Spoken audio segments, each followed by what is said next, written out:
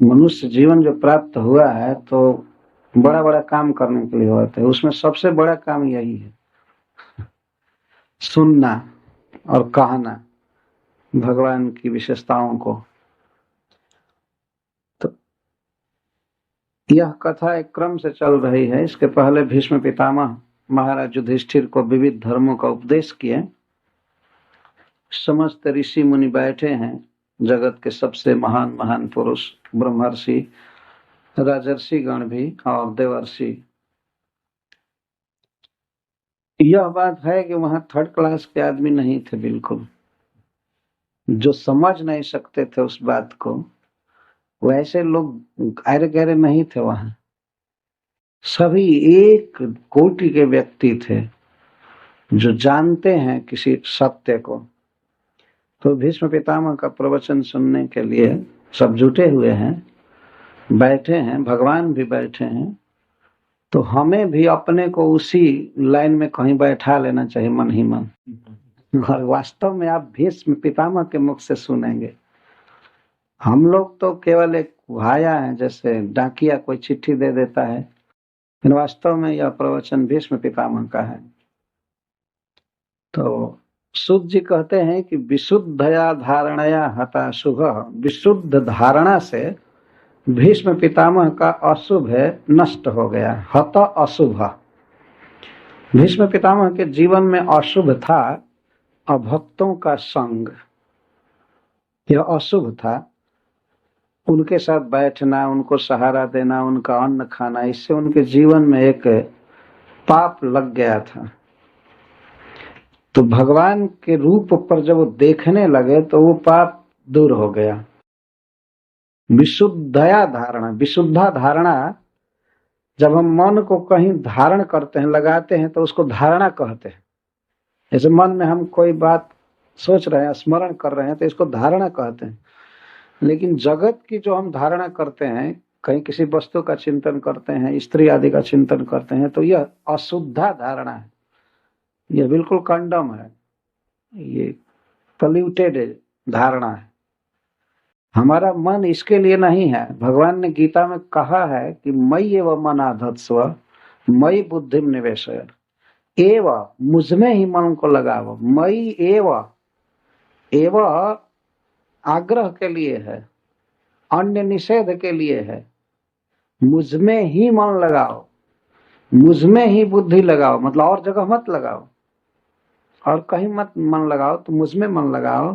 तो जब हमें भगवान की धारणा करते हैं, अपने मन में भगवान के रूप का स्मरण करते हैं, कृष्ण का स्मरण करते हैं, तो हमारे जीवन में जो भी पाप हुआ है अनादि काल से, वो सब ध्वस्त हो जाता है।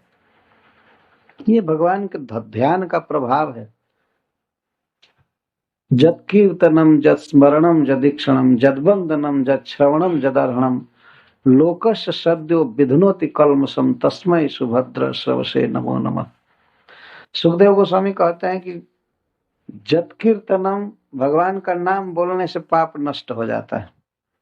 जत कीर्तनम जत स्मरणम,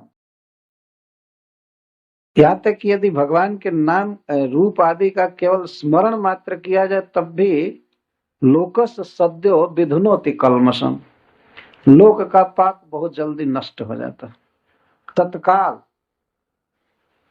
या जद बंदनम, भगवान की गई वंदना हमारे सारे कर्म फलों को नष्ट कर देती, कुकर्मों को नष्ट कर देती। इसीलिए हम लोग यहाँ पर आरती के समय कहते हैं सबसे कि प्रणाम कीजिए, प्रणाम कीजिए, लेकिन फिर भी लोग लज्जा से ज्यादा प्रेम करते हैं और नहीं करते हैं। भगवान को प्रणाम करने में शर्म आ जाती है। क्या जीव की दुर्गति है वास्तव। साधारण व्यक्ति के पास सिर झुकाना होगा कोई साधारण लाभ के लिए, तो आदमी झुका देगा हजार बार, है कि नहीं? लेकिन भगवान के सामने सिर लोग नहीं झुकाना चाहते। माम नमस्कुरु, गीता में भगवान ने कहा है। और सुखदेव गोस्वामी कहते हैं कि जद वंदनम लोकस्य सद्यो विधुनोति कल्मषम, केवल प्रणाम करने से ही हमारे सारे पाप और दुख नष्ट हो जाते हैं। जद वंदनम जद श्रवणम, जिनका श्रवण लोकस सद्यो विधुनोति कल्मष, जिनके गुणों का श्रवण लोगों का पाप दूर कर देता है। जदारहणम, जिनकी की गई पूजा, जिनका किया गया सम्मान लोक के पाप को नष्ट कर देता है। जस्मरणम, तो ऐसे महाप्रभावशाली भगवान कृष्ण की हम वंदना करते हैं। तो भीष्म पितामह के पाप रह जाए, इसका ये तो कैसे कहा जा सकता, जब वो साक्षात भगवान को देख रहे हैं। वास्तव में उनमें पाप नहीं था, लेकिन यह एक लोक रीति है कहने की कि ऐसा करने से पाप दूर हो गया। यह संदेश है कि कोई भी व्यक्ति जो भगवान कृष्ण के रूप, लीला, गुण, धाम, परिकर आदि का ध्यान करेगा, अपने चित्त की वृत्ति ले जाएगा, अपने अटेंशन ले जाएगा, तो उसका पाप दूर हो जाएगा। यह शिक्षा है। भीष्म पितामह में रियली कोई पाप नहीं था। अगर पाप होता तो भगवान आते ही नहीं वहां। तो विशुद्ध धारणा से अशुभ नष्ट हो गया, और ऐसे कर्म बंधन तो समाप्त हो ही गया था। शरीर में जो दर्द था, पीड़ा थी उनके शरीर में, वो भगवान के तद इच्छया एवं गत आयुध व्यथा, गत आयुध व्यथ। भीष्म पितामह के शरीर में इंच इंच में बाण लगे हुए थे, घाव था, बहुत भारी व्यथा में पहले थे। लेकिन भगवान जब उनके पास आए तो उन्होंने अपनी कृपा भरी, स्नेह भरी दृष्टि से देख दिया, तो गत आयुध व्यथा, आयुधों से जो उनको व्यथा थी वो सब चली गई। ये भगवान का सहज प्रभाव है। इसीलिए वैष्णव सिद्धांत कहता है कि मंदिर में आना चाहिए, केवल इसके लिए नहीं कि हम भगवान को देखेंगे, भगवान हमको देखेंगे। हो सकता है हम ध्यान से भगवान को न देखें, लेकिन उनके लिए तो ध्यान अध्यान का कोई प्रश्न नहीं। वो तो देख देंगे तो हमारा शरीर तो तंदुरुस्त हो जाएगा,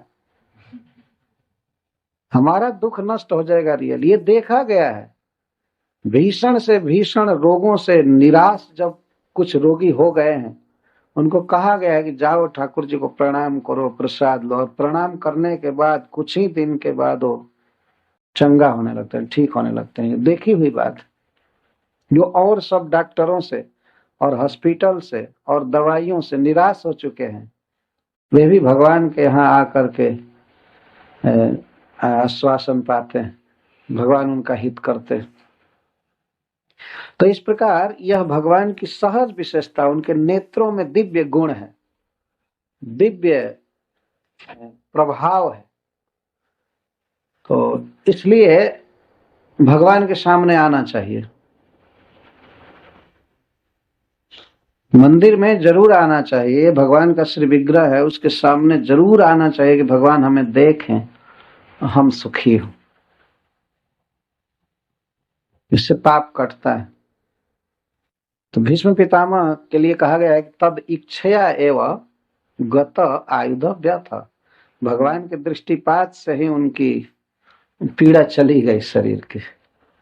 और निवृत्त सर्वेंद्रिय वृत्त विभ्रम, उनके इंद्रियों का जो भटकाव था, जो विविध वर्णन कर रहे थे, वो सब रोक लिए और शरीर त्यागते समय भगवान के गुणों का वर्णन करने लगे। तो भीष्म पितामह अब स्तुति प्रारंभ करते हैं। भगवान कृष्ण उस समय खड़े हैं उनके सामने, और वे इस तरह बोलते हैं। सर्वप्रथम भगवान श्री कृष्ण के चरणों में परम फल रूपा प्रीति की याचना करते हैं। इस जीवन में सबसे बड़ा पुरुषार्थ है भगवान कृष्ण से प्रेम कर लेना। इससे बढ़ करके जीव की और कोई कमाई नहीं। शास्त्र में 4 पुरुषार्थ बताया गया है। पुरुष अर्थ, अर्थ का अर्थ होता है प्रयोजन, जीव का प्रयोजन। इस संसार में सभी लोग काम कर रहे हैं, इतनी रफ्तार से कारें चला रहे हैं, वायुयान चला रहे हैं, काम कर रहे हैं। इसका एक लक्ष्य है, इसका एक उद्देश्य है। क्या उद्देश्य है? सुख प्राप्त करना। सुख पाने के लिए सब इधर उधर व्यग्र हैं, भाग रहे हैं। तो दुनिया में आदमी का घूमना कैलकुलेशन करें तो इतना ज्यादा घूम रहे हैं, वायुयान से, बस से, कार से। ये क्यों घूम रहे हैं? जानते हैं कि एक जगह बैठे रहूंगा तो मुझे सुख नहीं मिलेगा। कुछ पैसा कमाने के लिए, और पैसा से क्या करते हैं? कुछ खाएंगे, कुछ सुनेंगे, कुछ सूंघेंगे, कुछ देखेंगे, कुछ टच करेंगे। 5 इंद्रियों से इस संसार को भोगना चाहते हैं, और अर्थ उसमें सहायक है। तो अंततः लक्ष्य है सुख प्राप्त करना। कैसा सुख है? उसको शास्त्रीय भाषा में कहा गया है अनवद्य सुख और अनंत सुख। अनवद्य सुख का अर्थ होता है ऐसा सुख जीव चाहता है जो शुद्ध सुख हो, उसमें दुख मिला हुआ ना हो। खाटी सुख हम लोग उसको कहते हैं।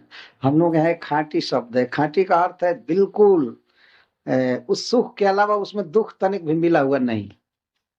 उसको अनवद्य या निर्दोष सुख कहते हैं, है ना।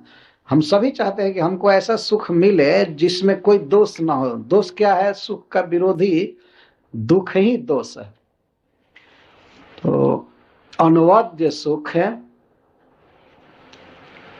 अवद्य कहते हैं दोष को। तो सुख में दोष है दुख। जब सुख में कुछ दुख मिला हुआ हो तो कहेंगे कि ये अवद्य सुख है, इसमें दोष मिला हुआ है। लेकिन इस संसार में आप विचार करके देखिए, कोई ऐसा सुख नहीं है जिसमें दुख न मिला हो, बल्कि ज्यादा दुख है।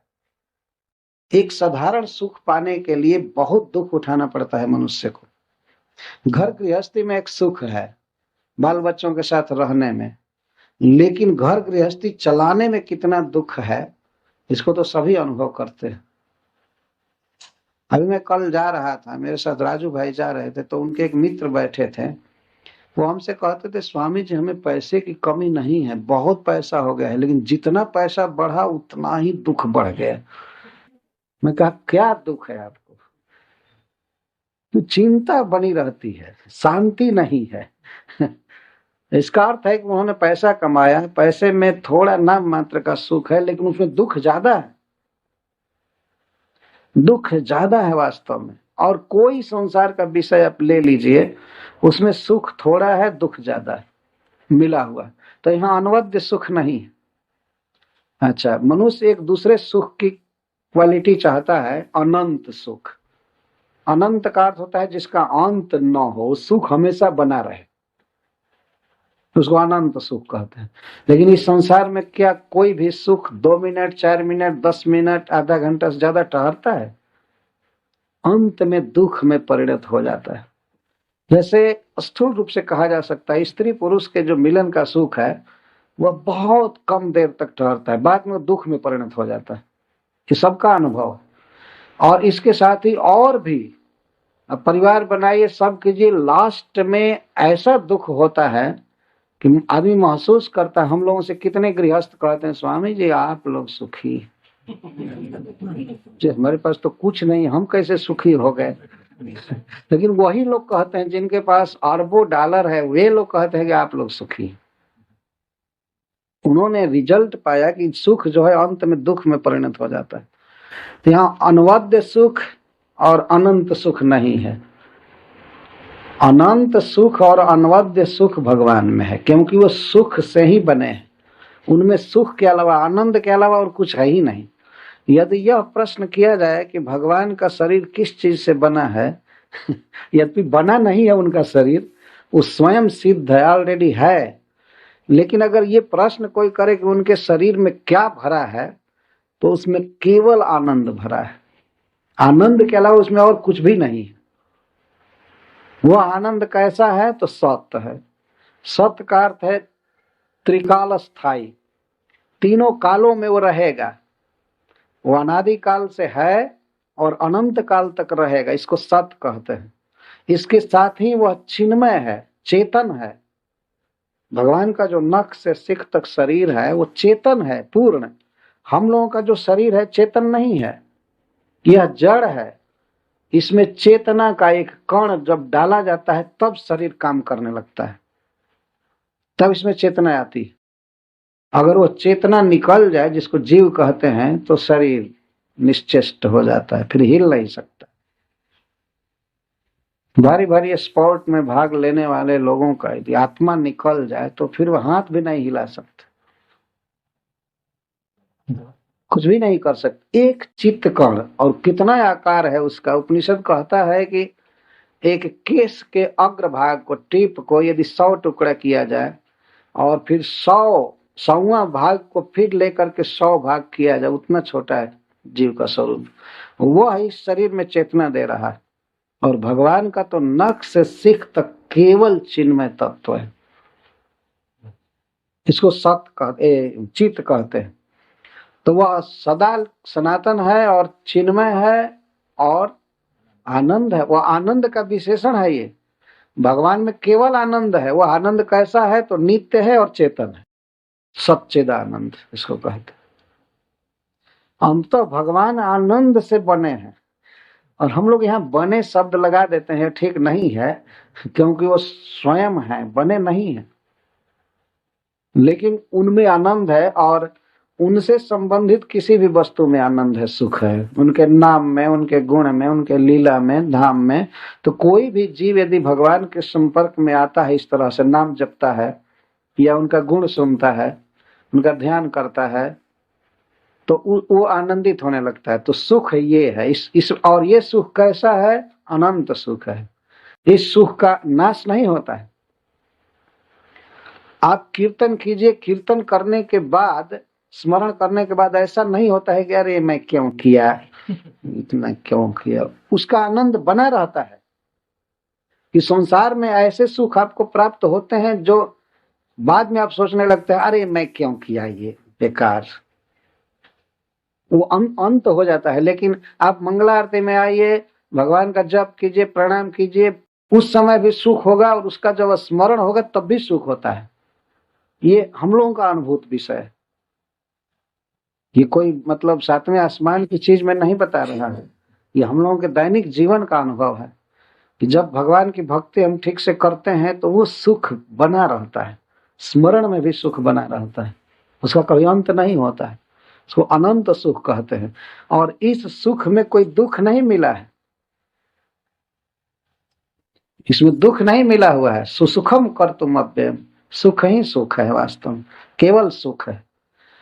इसलिए भगवान के संपर्क में आना चाहिए। तो भीष्म पितामह सबसे पहले भगवान की प्रार्थना करते समय कहते हैं इति मति ही उपकल्पिता। ये शब्द इति का अर्थ है इस समय, अपनी आयु समाप्ति के अवसर पर, अपनी आयु समाप्ति के समय पर, मति उपकल्पिता, मैं अपनी मति को अर्पित कर रहा हूं, अर्पित कर रहा हूं। जब भगवान श्री कृष्ण भीष्म पितामह के पास आए हैं तो भीष्म पितामह सोचते हैं कि मैं प्रभु को क्या अर्पण करूं। कुछ अर्पण करने की भावना हो रही है। तो सोचते हैं कि मेरे पास और तो कुछ नहीं है, लेकिन अनेक साधनों का अनुष्ठान करके मेरे पास विशुद्ध बुद्धि है, मति है, मैं इसको अर्पण कर रहा। भगवान गीता में मांगे हैं कि मुझ में मन दो। तो भीष्म पितामह जैसा पवित्र मन भगवान को दिया जा रहा है। मतलब मैं और क्या दे सकता हूं? मैं अपने जीवन में यही अनुभव किया हूं कि आप ही सबसे बड़े पुरुषार्थ हैं। भगवान में प्रेम होना सबसे बड़ा पुरुषार्थ। तो मैं अपनी मति अर्पित कर रहा हूं। और संस्कृत में उपकल्प का अर्थ विवाह भी होता है। भीष्म पितामह ये सोच रहे हैं कि मैं अपनी मति का विवाह भगवान कृष्ण से कर रहा हूं। मेरी मति सती होकर के आप में लगी रहे और कहीं ना जाए।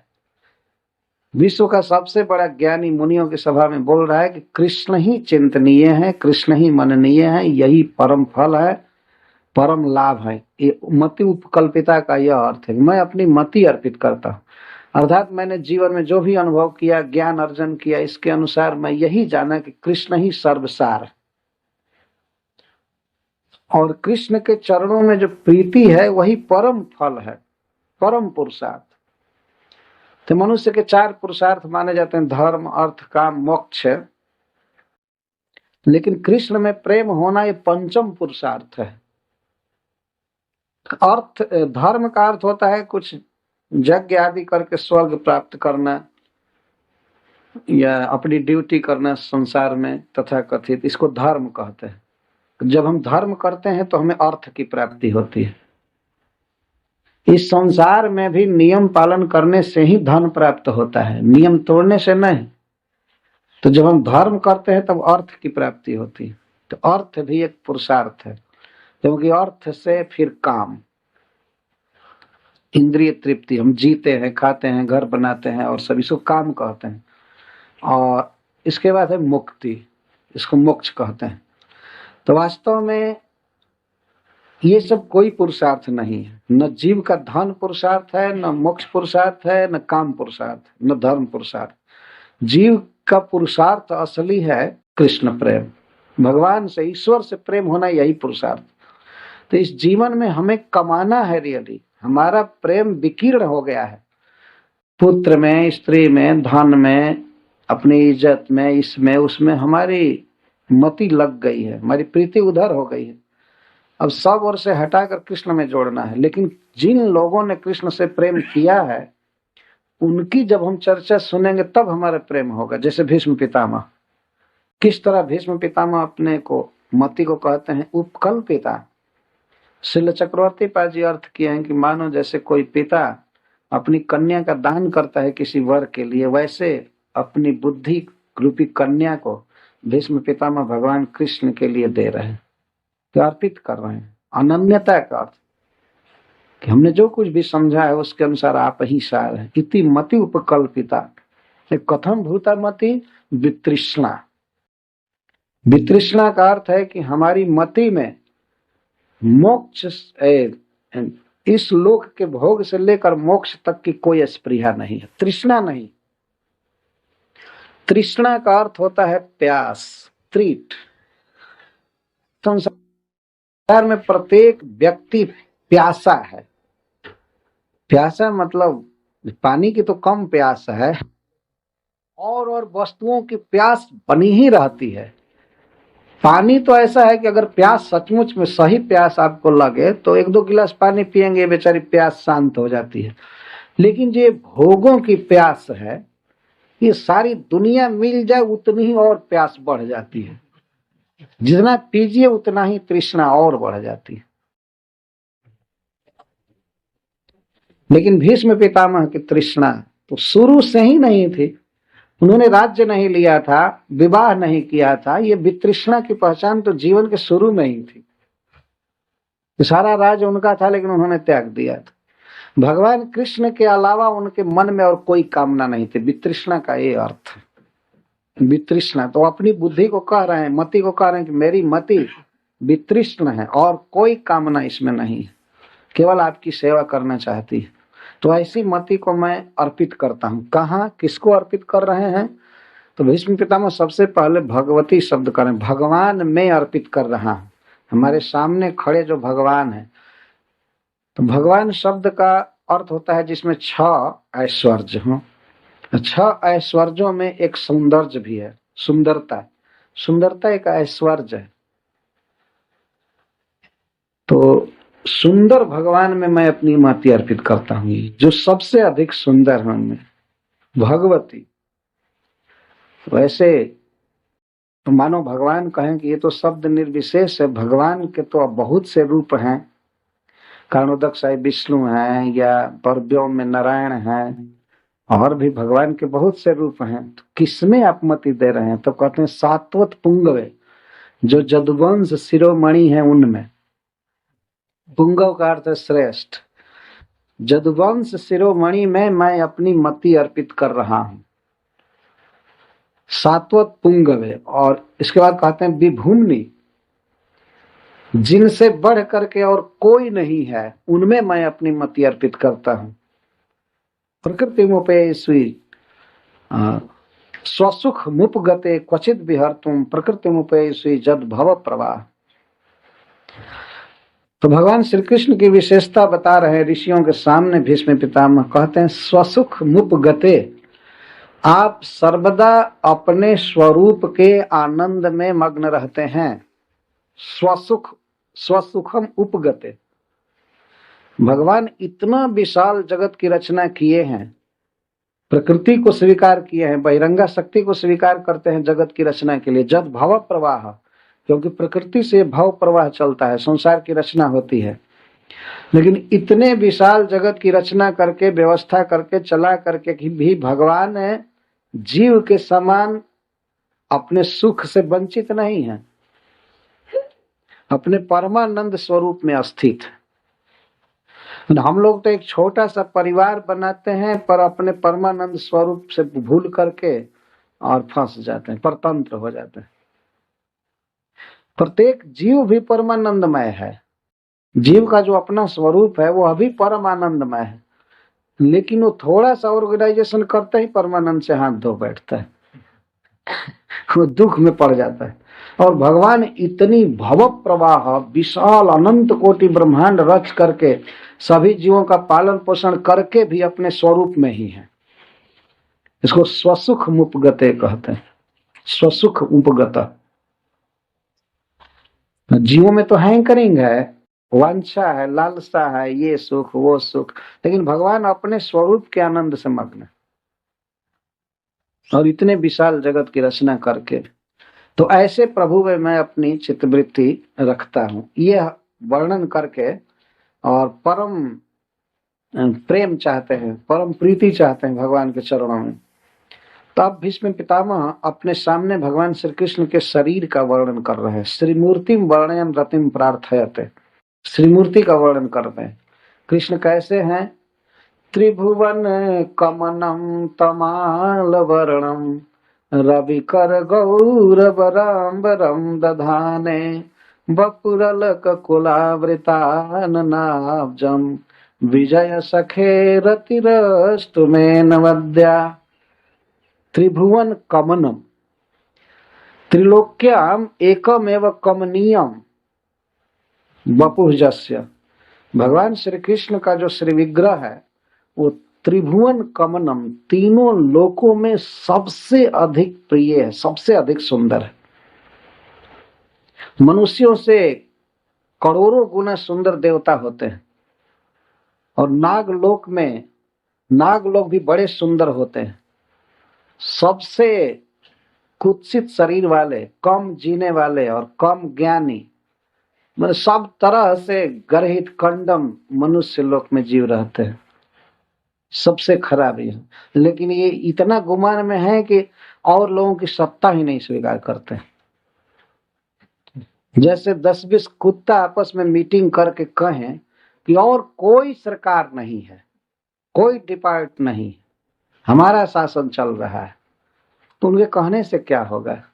वही सिग्नल देते हैं, वही सब ट्रैफिक कंट्रोल करते हैं, कोई करने वाला है? इस लोक से, इस पृथ्वी के अलावा और जितने भी लोक हैं सब ज्यादा धनी हैं, ये शास्त्र कहता है। आप रात में देखिए अनंत तारे, तो आज के वैज्ञानिक भी स्वीकार करते हैं कि वो सब बड़े बड़े लोक हैं, लेकिन इन लोगों को पता नहीं है कि वहां क्या है, तो कह देते हैं सब एम्प्टी है, खाली है। जो बनाया है उसको दिमाग नहीं है वहां पॉपुलेशन भरने की, वो खाली है। तुम भी खाली घर बनाओगे? कोई ऐसा है जो खाली घर बना बना कर छोड़ा करे? तो ये सब विचित्र लोक हैं, और वहां बहुत स्टैंडर्ड है जीवन का, बड़े धनी धनी देवता हैं, ज्ञानी हैं, सुंदर हैं। महाराज परीक्षित के समय तक वहां से लोग आते थे पृथ्वी पर, देवता बैठते थे मनुष्यों के समाज में। और खड़े होते हैं देवता तो पृथ्वी पर खड़े नहीं होते हैं, उनकी दो विशेषता होती है, उनकी आंखों की पलक गिरती नहीं है, और वो पृथ्वी पर नहीं खड़े होते हैं, आकाश में ही रहते हैं। ये उनकी विशेषता है। यहाँ एक भी आदमी आकाश में खड़ा रहेगा ये देवताओं की विशेषता है। तो वे बहुत सुंदर हैं, लेकिन भगवान कृष्ण कितने सुंदर हैं कि त्रिभुवन कमनम, तीनों लोक में इनके समान सुंदर कोई नहीं है, बल्कि सभी इनके तरफ लालायित रहते हैं। कमनीय, क्योंकि घनीभूत एक तो आनंद है भगवान, और आकार में भी इतना सुंदर है, इतना सुंदर है। उसका वर्णन करने में कवियों ने हजारों हजारों ग्रंथ लिखा है। भगवान की सुंदरता का वर्णन, एक एक अंग की सुंदरता का वर्णन किया है बड़े बड़े विद्वानों ने। ऐसा जादू है भगवान के रूप में कि जो भी देखा वही मुग्ध हो गया। अगर कोई बनमाला देख रहा है तो यही देखता हुआ रह गया। कोई उनके अलकों को देखा वही देखता रह गया। कोई कुंडल को, कोई चिबुक को, कोई वक्षस्थल को, बांसुरी को, हाथ को। राधा रानी कहती हैं अपनी सखियों से कि अरे सखी, मैं हतभागिनी हूं, तुम लोग सौभाग्यवती हो। कृष्ण जब गोचारण करके आ रहे थे तो मैं तो उनके केवल कुंडल को देखने में ऐसी फंसी कि वहां से मन ही नहीं हट रहा था, आंख हट नहीं रही थी, तब तक वो चले गए। हाय हाय, मैं देख नहीं पाई। तुम लोग उनके सभी अंगों को देख ली, तुम लोग धन्य हो। कोई भी अंग इतना आकर्षक है कि वहां से नेत्र हटना ही नहीं चाहता है। नेत्र हटे तब तो दूसरे तरफ जाए। प्रत्येक अंग इतना आकर्षक है। जो बनमाला देखा वो वहीं लटक जाता है, और जो कुंडल देखता वहीं झूमता रह जाता है। जिस अंग पर दृष्टि गई तो गई, आंखें वहां से हटती नहीं। ये भगवान का सौंदर्य है। हमारे भक्ति साहित्य में बहुत वर्णन है इसका। यहाँ देखिए, संसार का सबसे बड़ा वीर, सबसे बड़ा दार्शनिक भीष्म पितामह भगवान के रूप का वर्णन कर रहे हैं। त्रिभुवन कमनम, तीनों लोक में सबसे प्रिय, सबसे अधिक सुंदर भगवान का रूप। अच्छा, और भगवान के रूप की विशेषता है कि वह प्रकृति से भी सुंदर है और आकृति से भी सुंदर है। प्रकृति का अर्थ होता है जो उसमें वस्तु है भगवान के शरीर में, वो भी चिन्मय है। लेकिन देवताओं का जो शरीर होता है या मनुष्यों का, वो आकृति से तो कुछ सुंदर हो सकता है, लेकिन प्रकृति वो तो हड्डी है, चाम है, मल मूत्र है, वो सुंदर क्या हो सकता है। थोड़ा सा पेंट प्लास्टिक का कर दिया है ब्रह्मा ने, तो ये देखने में लगता है सुंदर है, लेकिन भीतर तो छूने क्या देखने लायक भी चीज नहीं है। चमड़ा को हटा करके अलग कर दीजिए और हड्डी को एक तरफ कर दीजिए, और पीप है और मल मूत्र सब एक तरफ, उसमें कौन सी चीज देखने लायक है और छूने लायक, बताइए कोई है? और इसी को सजा दिया है विधाता ने, तो हम कहते हैं ओ ये बड़ा सुंदर व्यक्ति है। ये सुंदर क्या है? सुंदर नहीं है। लेकिन भगवान का जो श्री विग्रह है वो सच्चिदानंद घन है, वह जड़ नहीं है। उसमें रक्त हड्डी आदि का कोई भेद नहीं, वो केवल चिन्मय है।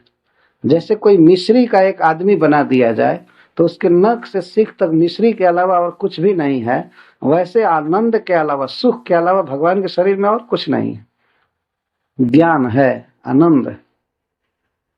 तो ये उनकी विशेषता हो, प्रकृति से भी सुंदर है और आकृति से भी सुंदर है। तो और लोग आकृति से भले सुंदर हो जाएंगे, लेकिन प्रकृति कैसे बदलेंगे? थोड़ा सा चमड़ा लीक कर दिया जाए तो हजारों मक्खियां बनाने लगती हैं। है कि नहीं? मक्खी स्टैंड हो जाता है। शरीर में इतना कुत्सित पदार्थ भरा हुआ है। तो भगवान के शरीर पर विचार करना चाहिए। वो त्रिभुवन कमनीय है, तमाल वर्णम, और उसका रंग कैसा है? तमाल कृष्ण। तमाल एक वृक्ष होता है जो भारतवर्ष में पाया जाता है, सांवला होता है। तो तमाल वृक्ष के समान सांवला शरीर है, ये वर्णन कर रहे हैं। इसको तमाल कृष्ण या तमाल वर्ण कहते, तमाल श्याम, तमाल वर्ण। तो त्रिभुवन कमनम, तमाल वर्णम, ये तो उनके शरीर का रंग हुआ। सामने भीष्म पितामह देखकर वर्णन कर रहे हैं। तमाल वर्णम रविकर गौर बराम्बरम दधाने, रविकर गौर बराम्बरम, और सूर्य की प्रातःकालीन किरणों के समान आपका श्रेष्ठ पीताम्बर चमक रहा है शरीर पर। सूर्य सवेरे सवेरे उगता है, जितना पीली पीली पीली उसकी किरणें होती हैं पीत वर्ण की, उसी तरह का पीताम्बर भगवान धारण किए हैं। 2 पीताम्बर, तो जो सूर्यकालीन प्रातःकालीन सूर्य की किरणों के समान गौर वर्ण का पीत वर्ण का पीतांबर धारण किए हैं, दधाने, और बपुरलक कुलावृताननाब्जम, जो अलक वृत्त अलकावृत आननाब्जम, भगवान की घुंघराली अलकें उनके मुख कमल पर लटकी हुई, आवृत आननाब्जम। अद्भुत केस हैं भगवान के सुंदर। जो व्यक्ति केसों को देखता है वो वहीं झूमने लगता है, मन हटता नहीं है केस को देखने में, इसलिए उनको केशव भी कहते हैं। केशव का एक अर्थ यह भी है कि जिसका केस बहुत सुंदर है। भगवान का चिन्मय केस है। हम लोगों के केस में और हमारे शरीर में थोड़ा सा अंतर है, इसको आदमी काट कर फेंक देता है, लेकिन भगवान का जो शरीर है, केस है, वो चिन्मय है, उसको शस्त्र नहीं काट सकता, वो अलग होने का प्रश्न ही नहीं। और वो सबसे पूर्वज हैं, सबसे आदि पुरुष हैं, अनादि पुरुष हैं, लेकिन उनके केस काले काले रहते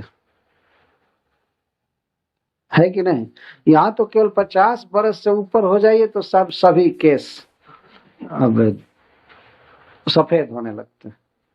एक कवि ने बड़ा सुंदर कहा है अपनी एक कविता में कि जब केस सफेद हो जाता है मनुष्य का तो दांत भी भाग जाते हैं, मुख से निकल जाते हैं।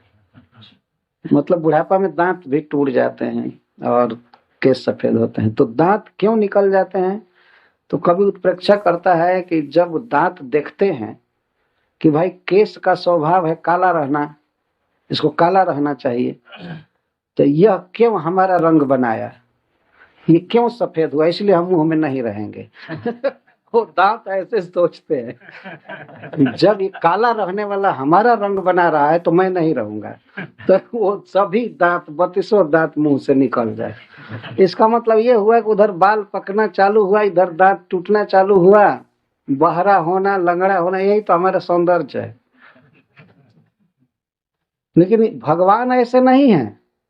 आद्यम पुराण पुरुषम नवयौवनम च, वे आदि पुरुष हैं लेकिन नवयौवनम च, वे 16 वर्ष के लड़के जैसे हमेशा रहते हैं। महाभारत के युद्ध में भी वैसे ही रहते थे। माता देवकी उनको गोद में उठाकर दूध पिलाने लगती थी महाभारत युद्ध से आने के बाद, और उस समय भगवान 100 वर्ष के थे। ये प्रकट लीला में, वैसे तो अनादि काल के हैं वो, तो उनका शरीर नित्य ऐसे रहता है। हम लोग अपने शरीर को बचा कर रह नहीं सकते, है कि नहीं। तो वे अलक आवृत आननाभ, जब उनका मुख कमल हमेशा घुंघराली लटकों से घिरा रहता है, घुंघराले केस हैं। और ऐसा नहीं कि 10-20 दिन कंघी न कीजिए तो बस जटा बन जाएगा, ऐसा नहीं है। मनुष्य का जो शरीर है बहुत कुत्सित है। मैं भगवान के सौंदर्य और शरीर का वर्णन करने के साथ साथ जो मनुष्य का संकेत कर रहा हूं, इसलिए कि मनुष्यों को इसी शरीर का अनुभव है, तो इससे विलक्षण रूप में मनन करना चाहिए भगवान के शरीर का, ठीक उल्टा। तो आवृतान्नाब्जम विजय सखे रतिरस्तु मेन वद्या, तो ऐसे विजय सखा में, अर्जुन के मित्र में मेरी अनवद्य रति हो। रति का अर्थ है सहज अनुराग, सहज प्रीति। इस संसार में रति शब्द 2 अर्थों में प्रयुक्त होता है। एक रति का अर्थ होता है स्त्री पुरुष का आपस का मिलन, और दूसरे रति का अर्थ होता है सहज आकर्षण, सहज प्रीति। जैसे बच्चों को छोड़ दीजिए तो सहज खेलने में मग्न हो जाएंगे। एक युवक को और एक युवती को परस्पर प्रेम करने के लिए कोई ट्रेनिंग स्कूल नहीं है, कोई शिक्षा देने की जरूरत नहीं, वो अपने आप आकर्षित हो जाते हैं।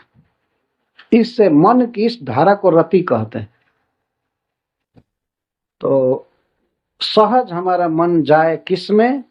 विजय सखे। विजय अर्जुन का एक नाम है। अर्जुन के सखा में मेरी प्रीति हो, मेरा प्रेम हो।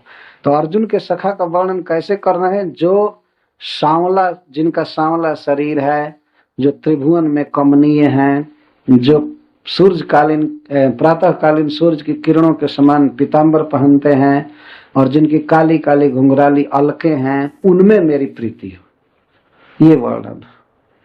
आजकल लोग फैशन बना लिए हैं, कह देते हैं ईश्वर तो निराकार है। अरे मूर्ख, तुमको जानकारी नहीं है इसलिए तुम ऐसा बक रहे हो। ईश्वर कभी निराकार नहीं। ईश्वर का ये आकार जो भीष्म पितामह वर्णन कर रहे हैं, ये आकार है भगवान का। और विश्व के सबसे बड़े बड़े लोग इस सिद्धांत को सुन रहे हैं वहां, और सभी जैसे जैसे भीष्म पितामह वर्णन करते हैं भगवान को, ऐसे वैसे लोग देख रहे हैं। भगवान के अलकों को देख रहे हैं, उनके मुख कमल को, उनके पीताम्बर को, उनके सांवले शरीर को, सब देख रहे हैं।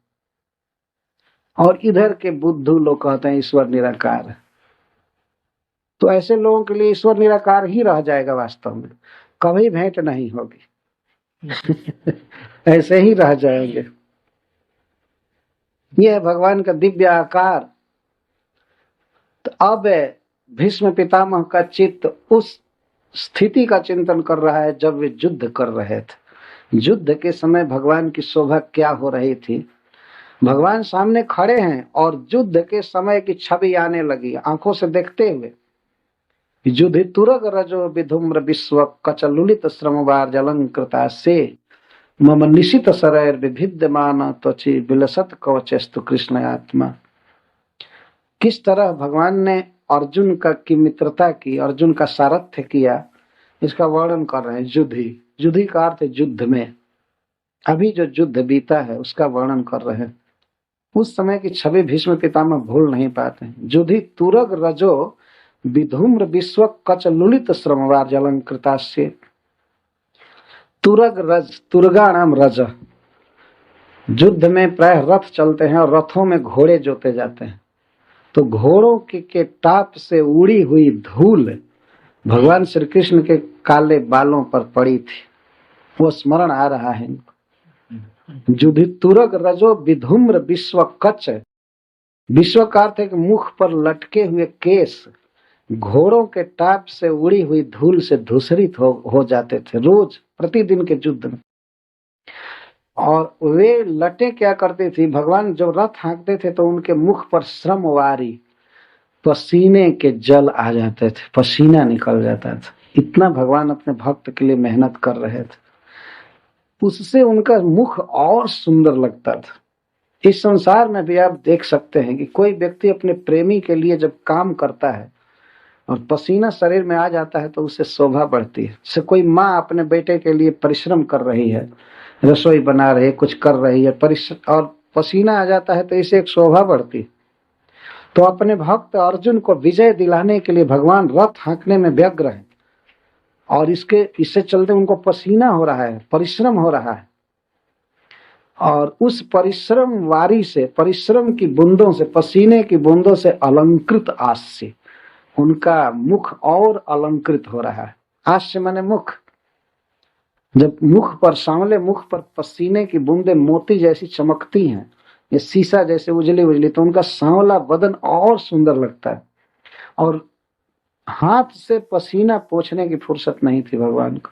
भीष्म पितामह वर्णन कर रहे हैं, क्योंकि बाएं हाथ में घोड़ों की लगाम थी और दाहिने में चाबुक, तोत्र, तो हाँकने में व्यस्त थे। तो पसीना भी पोंछने की फुर्सत नहीं थी, लेकिन जो अलके उनकी लटकी हुई थी वो अलके ही पोंछती थी बीच बीच में। उनके केसों से ही पसीना पोंछा जा रहा था। तो उसी को कह रहे हैं कि युद्धि तुरग रजो विधूम्र विश्व कच लुलित श्रमवारी। लुलित मतलब पोंछा गया। वे केस ही, वे अलके ही पसीने को पोंछती थी। इतना अपने भक्त को विजय दिलाने में भगवान व्यस्त थे। ये है भक्त वत्सलता जो भीष्म पितामह ने युद्ध में देखा था। तो उनके सामने तो 10 दिन युद्ध हुआ, सामने भीष्म पितामह के सामने। तो भगवान जब ब्रज में थे तो उनके केस धूमिल होते थे गौओं के खुर के रज से। गोरजस छुरित कुंतलबद्ध बरह। लेकिन कुरुक्षेत्र में तुरग रज, अश्व रज से इनकी अलकें धूसरित होती, और अलके धूसरित होती हैं तो और सुंदर लग रही। सुंदरे किम सुंदरम। संस्कृत में एक उक्ति है कि सुंदर व्यक्ति पर क्या नहीं सुंदर लगता है। अगर सुंदर व्यक्ति फटा कुर्ता पहने तब भी वो सुंदर लगेगा, है कि नहीं। तो भगवान इतने सुंदर हैं कि उनके ऊपर धूल भी सुंदर लगने लगती है और अधिक। जो गौएं चराने जाते थे तो गौएं प्राय आगे चलती थी लौटते समय या जाते समय, तो गौओं के खुर की रज उड़ती थी और कृष्ण की बनमाला पर, पीताम्बर पर, देह पर, अलकों पर पूरी धूल भर जाती थी और वे आते थे। उस समय उनकी शोभा और बढ़ती थी। उस समय गोप आवेश में भगवान है ब्रज में, और कुरुक्षेत्र में क्षत्रिय के आवेश में है, युद्ध से लौटते हैं, युद्ध में रहते हैं। तो भीष्म पितामह कहते हैं तुरग रजो विधुम्र विश्व कचलुलित श्रमवार अलंकृतास्य। इस तरह से भगवान का मुख पसीने से अलंकृत है। यह भक्त वात्सल्य का द्योतक। जैसे कोई संसारिक आदमी अपने मित्र को या अपने परिवार को पोषने के लिए, जिलाने के लिए, आगे बढ़ाने के लिए परिश्रम करता है, वैसे अपने सखा अर्जुन को विजय दिलाने के लिए भगवान व्यस्त हैं। वो चाहते तो क्षण भर में विजय दे सकते थे, लेकिन भगवान का ये स्वभाव देखिए, लगता है जैसे वो बहुत फिक्र में पड़े हुए हैं, किसी तरह विजय होनी चाहिए, विजय होनी चाहिए। और घोड़ों को दाएं बाएं आ ऐसे कहते हैं, बाएं हाथ में लगाम, दाहिने में चाबुक और मुख में आ, ऐसा वो कहते जाते थे, हमेशा बोलते जाते है ना। जो तांगा हाँकते हुए देखे होंगे इंडिया में, वही लोग समझ सकते है ना। रथ हाँकने में हमेशा आ बेटा, आ भैया, नाता जोड़ते हैं सारथी लोग, घोड़ों को पुचकारते हैं, आगे बढ़ाते हैं, करते हैं, वो करते। तो भगवान बार बार बोल रहे थे, और इस छवि को अर्जुन नहीं देखते थे, इस छवि को विपक्ष से भीष्म पितामह देख रहे थे, सामने पढ़ते थे या दूसरे वीर देखते थे। अर्जुन तो योद्धाओं को देखते थे, उनके धनुष को, उनके पैतरे को, उनके संधान को और सबको देखा करते थे। कृष्ण पर देखने की उनको फुर्सत नहीं थी कृष्ण की वो रक्षा करते थे, सारथी को बचाना रथी का काम होता है, कृष्ण को कोई मारने न पावे, वे ध्यान रखते थे, लेकिन दर्शन नहीं कर पाते थे युद्ध के समय। और युद्ध के समय वो मंगला आरती करेंगे तो उधर विजय कैसे होगा तो कृष्ण को वो नहीं देख पाते थे। इसीलिए भीष्म पितामह आगे एक श्लोक में कहते हैं कि तत्क्षय क्षणीय, उस सारथ्य शोभा को तो मैं देखा हूं, मैं जानता हूं कि कितने आप सुंदर लगते थे उस समय जब अपने सखा का सारथ्य कर रहे थे। तो तत्क्षय क्षणीय, तो ये है ध्यान वास्तव में, कि भगवान की काली काली अलके हैं, उस पर घोड़ों के टाप से उड़ी हुई धूल है, पसीने की बूंदे हैं और रथ पर चल रहे हैं, हिल रहे हैं, इसीलिए अलके पसीनों को पोंछ रही हैं। और जब भीष्म पितामह यह कह रहे हैं कि अलके पसीनों को पोंछ रही हैं, तो इससे यह ध्वनित होता है कि भगवान को अवकाश नहीं है रथ हाँकने से कि थोड़ा पसीना पोंछे, पीताम्बर उठा करके और कुछ पोंछे, इतनी फुर्सत नहीं। वो घमासान युद्ध होता है, युद्ध में फुर्सत का कोई प्रश्न ही नहीं है। आज भी जब कोई बहुत घमासान काम होने लगता है तो आदमी कहता है युद्ध स्तर पर काम हो रहा है। हमारे भारतवर्ष में कहते हैं ना, युद्ध स्तर का काम हो रहा है। वहां कहाँ अवकाश और फुर्सत, मारना मरना यही वहां, पुकारना होता है, इधर आओ, आ जाओ, ये आओ, और शत्रु को बोलना होता है। तो सारथी जो है वो रथी के विजय में बहुत बड़ा कारण होता है। भगवान अर्जुन को विजय देना चाहते हैं। तो अब पुनः अर्जुन के सख्य का वर्णन शुरू से भीष्म पितामह कहते हैं कि सपदि सखी बचो निशम्य मध्य परयोर निजयोर बलम निवेश्य स्थितवती रथम निवेश्य स्थितवती पर सैनिकाय रक्षणा हृतवती पार्थ सखे रथिर्ममास्ट। भीष्म पितामह उस समय की लीला की याद कर रहे हैं जब अर्जुन ने कहा, कृष्ण मेरे रथ को दोनों सेनाओं के बीच में खड़ा कीजिए, और सब उस रथ के सबसे निकट थे भीष्म पितामह। अगर दूरी देखी जाए, सेना तो बहुत दूर में खड़ी थी, लेकिन वो रथ भीष्म द्रोण प्रमुखतः सर्वेषां च महीक्षिता, वह रथ भीष्म पितामह के सबसे निकट था। उस लीला की याद कर रहे हैं मरते समय भीष्म पितामह की। सपदि सखी बचो निशम्या, सखी बचा मतलब अपने मित्र के वचन को सुनकर, सपदी मतलब तत्काल, देर नहीं किए भगवान।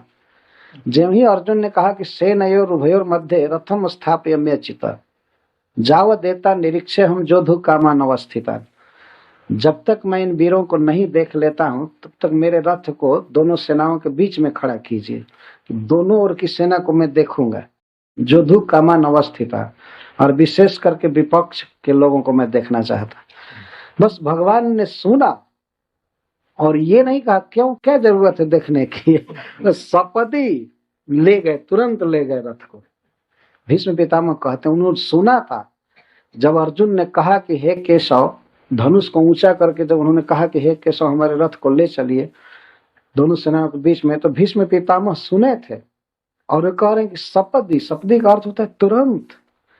बस मित्र ने कहा और तुरंत रथ को लाकर खड़ा कर दी। तो सपदी सखी बचोर निशम्य मध्य निज परयो और बलयो रथम निवेश्य। निज परयो, निज माने अपनी सेना के, और पर मतलब शत्रु की सेना के बीच में मध्य रथम निवेश, रथ को निवेश अस्थितवती। भगवान उस समय अस्थित थे। ऐसे प्रभु में मेरी प्रीति हो, जो अर्जुन के रथ को बीच में खड़ा करके अस्थित थे और दिखा रहे थे कि ये भीष्म है, ये द्रोण है, ये हैं।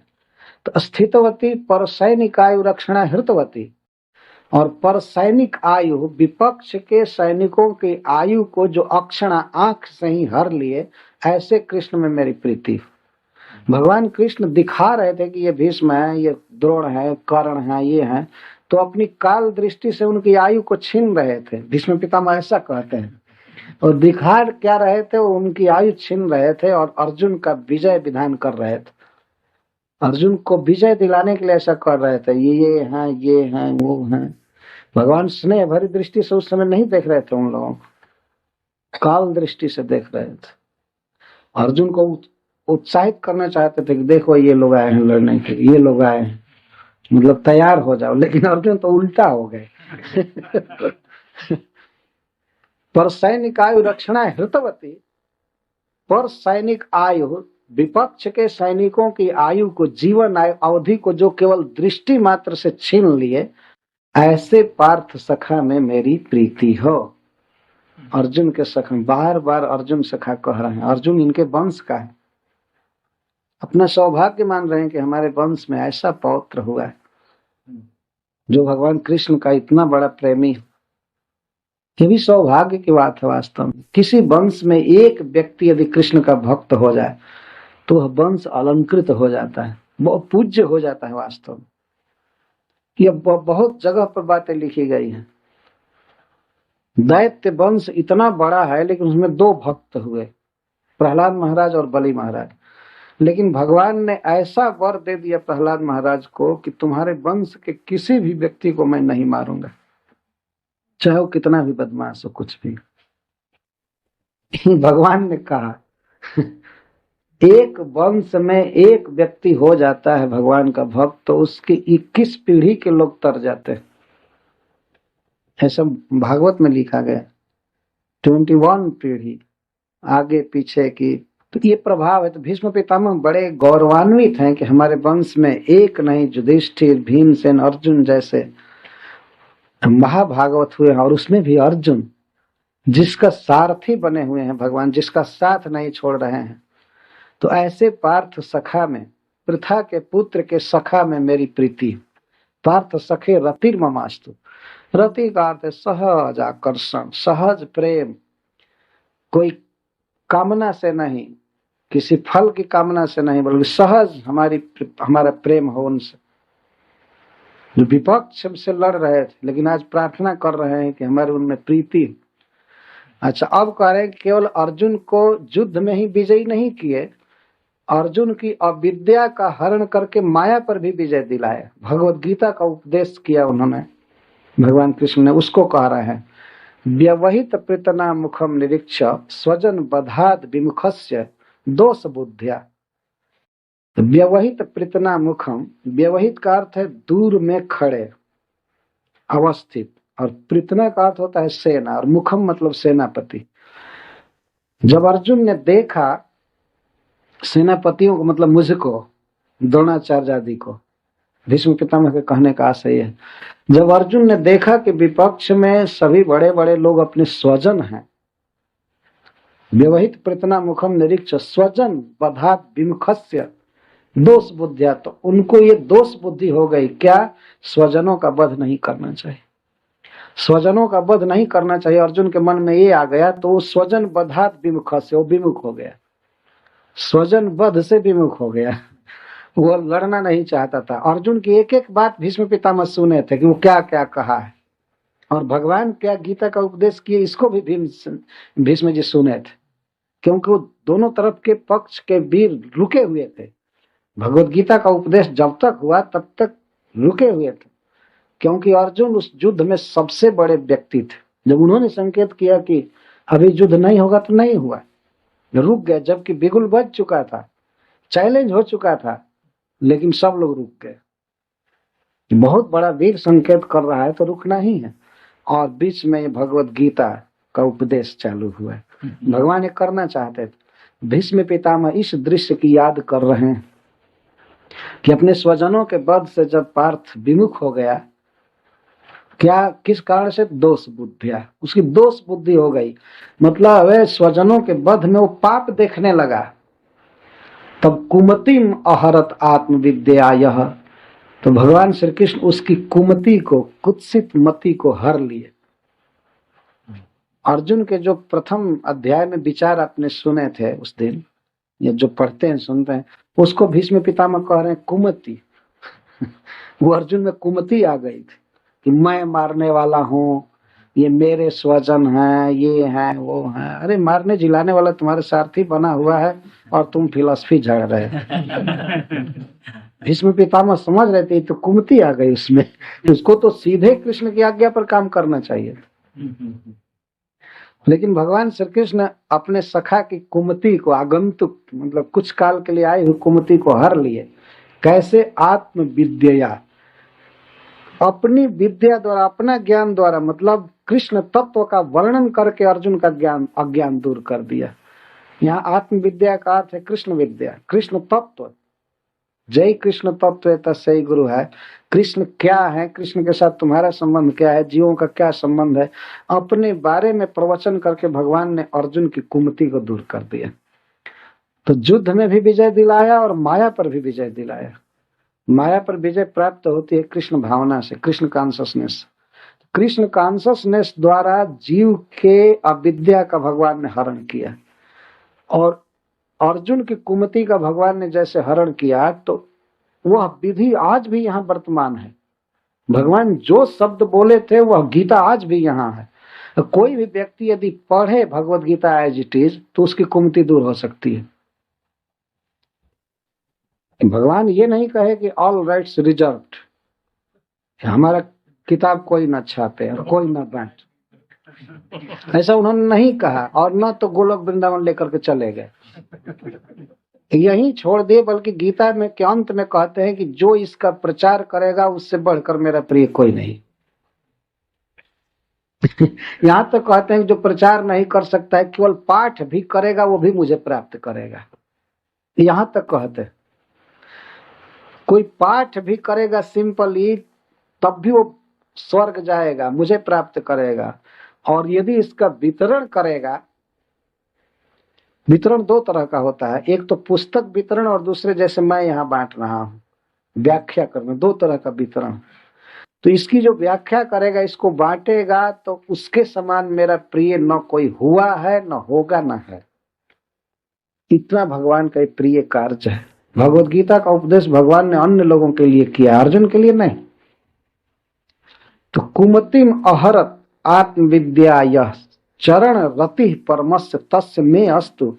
तो ऐसे परम के, परम प्रभु के चरणों में मेरी प्रीति हो। चरण रति, मैं जन्म जन्म में इनका दास बन जाऊं, मैं इनकी सेवा करूं, यही अभिलाषा भीष्म पितामह की हो रही है। यह शरीर छूटने के बाद मैं इनका पार्षद बनूं, इनका दास बनूं, इन्हीं की चरण सेवा में मैं रह जाऊं। सभी ऋषि मुनि सुन रहे हैं। ये है कृष्ण कथा वास्तव में भीष्म पितामह के मुँह से, जबकि संबंध में कृष्ण उनसे छोटे थे। कई बार भगवान कृष्ण इनको प्रणाम करते थे सबके सामने। और आज भीष्म पितामह कहते हैं परम से, सबसे श्रेष्ठ है, परम है, श्रेष्ठ ऐसे परम पुरुषोत्तम के चरणों में रति हो, मैं इनके चरणों का दास हो जाऊं जन्म जन्म में। हमेशा यही प्रार्थना कर रहे हैं, कृष्ण के चरणों का दास बन जाऊं, कृष्ण में प्रेम हो, ये हो, ये हो, इस तरह से वर्णन करते हैं। तो गीता का जो उपदेश हुआ था उसका स्मरण कर रहे हैं। अब यह स्मरण कर रहे हैं कि भगवान श्री कृष्ण का मुझ पर सबसे अधिक प्रेम रहा है। देखिए, अपराकृत जगत में यही अनुभव होता है कि भगवान सबसे ज्यादा मुझसे प्रेम करते हैं। याद कर रहे हैं कि मेरी प्रतिज्ञा को सत्य और अधिक सम्मानित करने के लिए भगवान विश्व विख्यात अपनी प्रतिज्ञा को छोड़ दिए। याद कर रहे हैं, स्व निगमम अपहाय मत प्रतिज्ञा ऋतमधिकर तुम अवप्लुतो रथस्थ। स्व निगमम अपहाय, निगम कहते हैं शपथ को, प्रतिज्ञा को। भगवान ने युद्ध में शपथ लिया था, प्रतिज्ञा किया था कि मैं बिना शस्त्र ग्रहण किए ही सहायता करूंगा। और शस्त्रम सहाय मात्रम करिष्यामि, मैं शस्त्र नहीं उठाऊंगा, सहायता वचन से चाहे शरीर से ऐसे करूंगा, किसी को मारूंगा नहीं। ये भगवान ने कहा था और उनकी प्रतिज्ञा पूरे ब्रह्मांड में सब लोग जानते थे। ये भगवान की प्रतिज्ञा है। और एक दिन ऐसी बात हुई कि भीष्म पितामह के पास दुर्योधन आया और रोने लगा, कहने लगा दादाजी आप जोर लगा कर नहीं लड़ रहे, जब यही करना था, जब पांडवों से अर्जुन से इतना स्नेह करना था तो ये युद्ध क्यों नहीं हुआ होता, ठीक होता। मैं देख रहा हूं कि अर्जुन के तीखे तीखे बाण पर चल रहे हैं और आप बड़े नम्रता से लड़ रहे हैं। ऐसी बात नहीं थी, भीष्म पितामह पूरा जोर लगाकर लड़ते थे, लेकिन उसके मन में ऐसा होता था ये जोर लगाकर नहीं लड़ रहा है। तो रोने लगा भीष्म पितामह के पास आकर कि आप चाहेंगे तो विजय दिला सकते हैं, आप ऐसा रोज अर्जुन इतने महारथियों को मार रहे हैं, ये कर रहे हैं, वो कर रहे हैं, ऐसा होगा तो हमारा विजय संदेह में पड़ जाएगा। आप बलवान हैं, आप जोर लगाकर लड़िए। और यहाँ तक कह दिया कि कम से कम आपको ये याद करना चाहिए कि आपका पालन पोषण कौन करता है, कौन आपको ये सी भवन दिया है, और ये सब आप आनंद से रहते हैं। इस पर भीष्म पितामह को दुख लग गया और वे प्रतिज्ञा कर लिया। तो जानते थे भगवान का स्वभाव कि अर्जुन को बचाएंगे। उन्होंने दुर्योधन को दिखाने के लिए कह दिया कि देखो कल मैं युद्ध करूंगा पूरी शक्ति लगा करके, और अर्जुन को मरना पड़ेगा कल, और नहीं तो कृष्ण को अपनी प्रतिज्ञा छोड़नी पड़ेगी, उनको हथियार उठाना पड़ेगा, दो में से एक होगा। तो दुर्योधन बड़ा खुश हो गया कि चलो कृष्ण की बेइज्जती तो कम से कम सारे संसार में होगी। वो खुश हो गया। तो भीष्म पितामह प्रतिज्ञा कर लिया, और जो वीर प्रतिज्ञा करते थे तो उसको शाम को ही कैंप में कह दिया जाता था कि कल के लिए प्रतिज्ञा है। तो पता लगा लिया जाता है। तो भगवान पता लगा लिया, अच्छा ठीक। 2 बार ऐसी प्रतिज्ञा किए थे, एक बार तो 5 पांडवों को मारने के लिए किए थे, तो द्रौपदी को भेजकर भगवान वो बाण ले लिए, और एक बार अर्जुन को मारने की प्रतिज्ञा की, कहे कि उनको शस्त्र उठाना पड़ेगा और नहीं तो अर्जुन मरेंगे। तो जानते थे अर्जुन तो मर नहीं सकते, भगवान अपनी प्रतिज्ञा छोड़ेंगे। और यहाँ तक कहा कि यदि मैं कृष्ण को शस्त्र ग्रहण नहीं करा दिया तो मैं गंगा जी का पुत्र नहीं, शांतनु महाराज का पुत्र नहीं, इतना तक कह दिया। जो मैं हरिहीन शस्त्र गहाऊं तो ला जाऊं गंगा जननी को, शांतनु सुतन कहाऊं। यदि कल कृष्ण से अस्त्र नहीं ग्रहण करा दिया तो मैं गंगा जी का बेटा नहीं। भीषण प्रतिज्ञा ही, भक्त थे। तो दूसरे दिन युद्ध होने लगा। भगवान तो अपने भक्त की प्रतिज्ञा जानते थे, तो अर्जुन लड़ रहे थे। उस दिन ऐसा घमासान युद्ध किए भीष्म पितामह कि अर्जुन पसीना से तरबतर हो गए। पसीना पोंछने की फुर्सत नहीं थी जैसा आपने सुना, लेकिन अर्जुन में प्रथम बार पसीना देखा गया जीवन। इतना जल्दी जल्दी बाण रखते थे, तरकस निकाल कर धनुष पर रखना, संधान करना, निकालना, परेशान हो गए। तो भगवान ये भाव व्यक्त करना चाहते थे कि अब तो भीष्म इसको मार ही देंगे, यदि न मैं नहीं बचाता हूं तो अब तो भीष्म देव इसको मार देंगे। तो क्या हुआ कि अर्जुन थोड़े देर रुक के 1 मिनट के लिए अपना पसीना पोंछे और भगवान देख लिए कि अरे हमारे मित्र को तो ये मार देगा भीष्म पितामह। तो वे रथ हाँकना छोड़ करके कूद पड़े रथ पर से अर्जुन को बचाने के लिए। लगता था जैसे अर्जुन का फेवर कर रहे हैं, फेवर तो करते ही थे, अर्जुन के प्राण की रक्षा के लिए कूद पड़े दिखाते हुए। और कूद करके एक रथ का चक्का वहां टूटा हुआ था, चक्का उसको उठा करके और भीष्म को मारने चल दिए। तो भीष्म को मारने चले तो भीष्म पितामह भी तीखे तीखे बाण मारने लगे। वो जानते थे कि बाणों से ही भगवान इस समय सुखी होंगे, क्योंकि जब क्षत्रिय का आवेश है तो वीर पर जब 2-4 बाण नहीं लगा तो शोभा क्या हुई। वो भी मारने लगे। भगवान का कवच टूट गया, जो कवच बांधे तो वो भी टूट गया, शरीर में घाव हो रहा था। ध्यान रखना चाहिए कि ये सब योग माया की करामात है, भगवान के शरीर में छेद हो ही नहीं सकता है, लेकिन ये सब रस का आस्वादन वे कर रहे हैं भगवान। तो कूद पड़े, जब जाने लगे तब तक अर्जुन कूदे रथ से। वो कहे यार आप केशव, अरे आपने प्रतिज्ञा किया है, क्या लोग आपको कहेंगे, जाकर पकड़ लिए। जिनको अपनी बेइज्जती का भी भय नहीं है, क्या लोग कहेंगे, इतने बड़े हैं, संसार में अग्र पूजा हुई है और सब लोग पकड़े, लेकिन भगवान घसीटते हुए जा रहे हैं, तुमको ये मार देंगे, छोड़ो छोड़ो छोड़ो, मैं इनको मारता हूं। इस तरह से भगवान ने दिखा रहे। भीष्म पितामह समझ रहे थे कि ये अर्जुन पर जितनी कृपा कर रहे हैं, स्नेह कर रहे हैं, उससे ज्यादा मुझ पर स्नेह कर रहे हैं, मेरी प्रतिज्ञा को सत्य करने के लिए आ रहे हैं। तो उस लीला की याद कर रहे हैं भीष्म पितामह कि उस समय जो मुझे मारने के लिए दौड़े थे वही मुकुंद मेरी गति हो, मैं उन्हीं का दास जन्म जन्म में बनूं, जो मुझे मारने आ रहे थे। जो मारने आ रहे थे। स्व निगमम अपहाय मत प्रतिज्ञा ऋतम अधिक कर तू, अपनी प्रतिज्ञा को छोड़कर मेरी प्रतिज्ञा को सत्य और अधिक करने के लिए जो रथ से कूद पड़े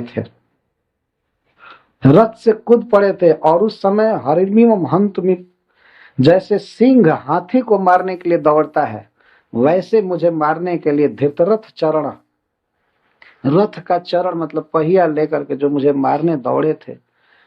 और उस समय उनके पैरों की धमक से पृथ्वी हिल रही थी, चलत गुह। भगवान जब भीष्म को मारने चले तो उस समय भूल गए कि तीनों लोक हमारे भीतर है, तो भार से पृथ्वी डगमग करने लगी। उस समय दौड़े जब भीष्म को मारने के लिए, और यहाँ तक कि वस्त्र का भी ध्यान नहीं रहा, गतोत्तरीय उत्तरीय गिर गया। इतना तेज चले कि वो फहरा करके बीच में गिर गया पीताम्बर। जोर से चले थे और ऊपर अब कुछ भी कपड़ा नहीं था, केवल धोती पहने थे और रथ का पहिया उठाकर मारने चले। तो भीष्म पितामह याद कर रहे हैं कि जिस समय भगवान का पीताम्बर गिरा था, रथ का पहिया लेकर चले थे मुझे मारने, उन्हीं मुकुंद में मेरी प्रीति हो, उन्हीं में वही मेरी गति हो, मतलब उन्हीं के पास मैं जाऊं इस शरीर छोड़ने के बाद।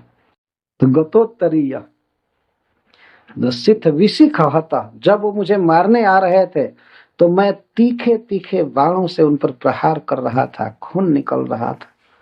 विशीर्ण दंश, कवच टूट गया था। विशीर्ण मतलब विशेष शीर्ण हो गया था, टुकड़ा टुकड़ा हो गया था कवच, लेकिन लटका था सामने शरीर पर। उस सोने का कवच भगवान पहने थे, वो टूट गया था और वक्षस्थल दिखाई दे रहा था। और भीष्म पितामह कह रहे आतताइनों में मुझ आतताई के तीखे तीखे बाणों से जो बहुत आहत हो गए, यहाँ तक कि क्षतज परिप्लुता, छत माने घाव, जब माने जन्म, शरीर में घाव होता है तो खून उत्पन्न होता है, तो खून को क्षतज कहते हैं। क्षतज परिप्लुता, खून से लथपथ शरीर हो गया था भगवान का उस समय। को बाण कौन मार रहा था? मैं मार रहा था। यह है क्षत्रिय रस का आवेश, और उस समय भगवान उसी से सुखी हो रहे हैं। जब वीरों पर बाण लगता है तो उस समय वे आनंद में होते हैं। क्षतज परिप्लुत, परिप्लुत का अर्थ परितः प्लुत, सब ओर से शरीर में खून ही खून लग गया था, पीताम्बर सन रहा था खून से। क्षतज परिप्लुत आततायिनम, मुझ आप ये अफसोस करेंगे, हाय हाय मुझे क्या हो गया था, मैं असुर हो गया था, मैं क्यों बाण मार रहा था भगवान पर, लेकिन याद कर रहे हैं कि मैं मार रहा था। तो प्रसभम अभिससार मद बधार्थम, प्रसभम मतलब बलात्, अर्जुन निवारण कर रहे थे, फिर भी अर्जुन को घसीटते हुए जो मेरा वध करने के लिए आ रहे थे, सब भवतु में भगवान गतिर मुकुंद, वही मुकुंद परमानंद देने वाले श्री कृष्ण हमारी गति हो, हमारे आश्रय हो, मैं मरने के बाद उन्हीं का दास बनूं, उनके पास जाऊं, जो मेरे वध के लिए बलात् आ रहे थे मेरे पास, अर्जुन के रोकने पर भी। वारयंतम अर्जुनम अपि अतिक्रम्य, जो रोकने वाले अर्जुन को भी घसीटते हुए आ रहे थे। अर्जुन जब अखबार में पकड़े कृष्ण की इज्जत बचाने के लिए अर्जुन सोच रहे थे कोई ये न देखे कि ये हथियार उठा लिए। यही है वास्तव में मित्र का काम। और अर्जुन कह रहे थे अब मैं लड़ूंगा पूरी शक्ति लगाकर, आप रखिए रखिए चक्का रखिए रखिए रखिए, लेकिन भगवान खींचते जा रहे थे। और भगवान जब खींच रहे तो अर्जुन क्या कर सकते, वो खींचते जा रहे थे और अर्जुन उनकी इज्जत बचाना चाहते हैं। इस तरह से भीष्म पितामह कहते हैं कि अपने सखा के रोकने पर भी जो बलात् मेरे तरफ आ रहे थे मारने के लिए, वही मुकुंद मेरी गति, वही मेरी गति। तो और इसके बाद अब सारथ्य सौंदर्य का वर्णन करते हैं।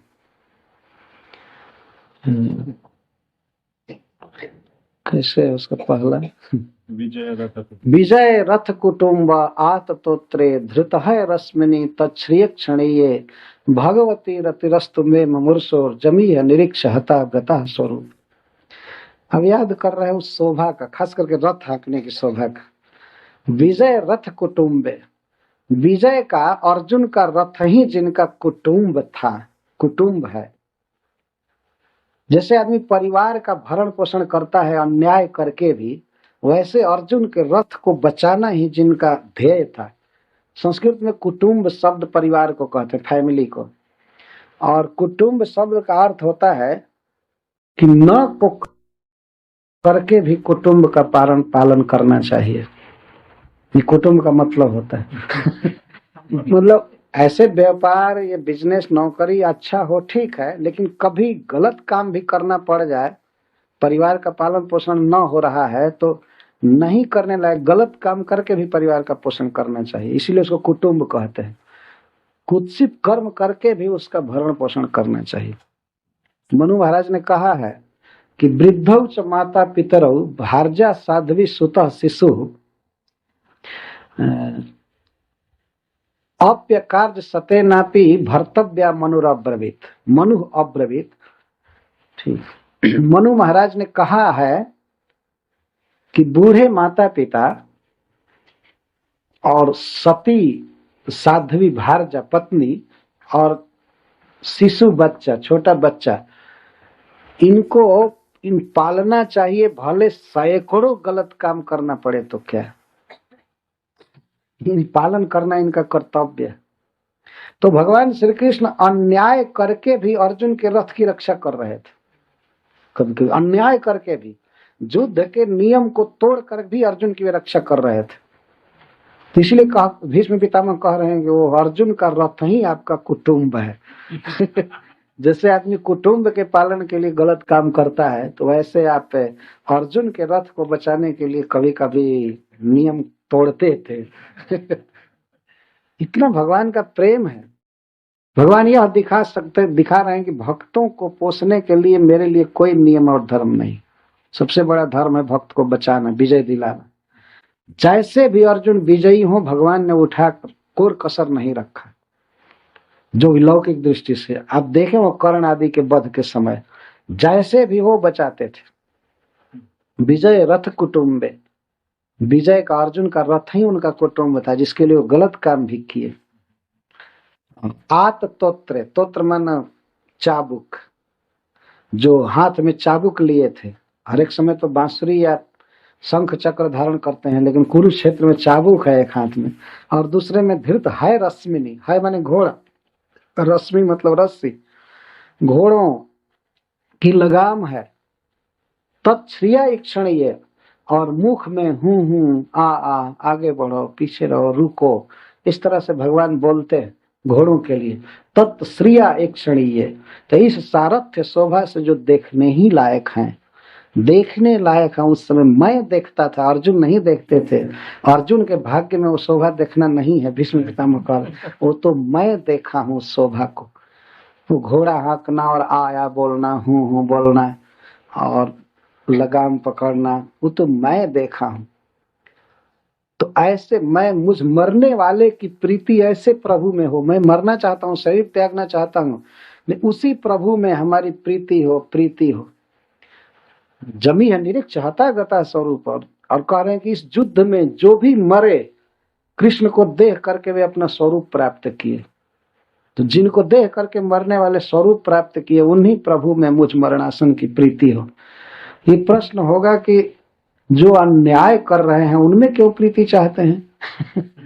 तो कहते हैं भगवती, अरे वो भगवान है, अचिंत ऐश्वर्य है उनका, उनकी लीला कौन समझ सकता है। वो अन्याय देखने में कर रहे थे, लेकिन अन्याय नहीं था। कई बार अर्जुन नहीं युद्ध करना चाहते थे, भगवान कहते थे मारो, ये करो ये करो, और लगता था कि ये तो अन्याय हो रहा है, लेकिन अन्याय नहीं था। इसलिए भगवती शब्द कर रहे हैं, भगवान है, अचिंत वैभव है, ऐश्वर्य, अन्याय कर ही नहीं सकते। तो ऐसे प्रभु में मुझ मरणासन की प्रीति हो, रति हो, वही हमारी गति हो, उन्हीं का मैं दास बन जाऊं जन्म जन्म में।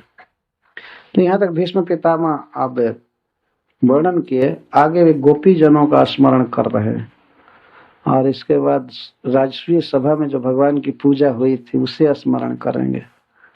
कल भीष्म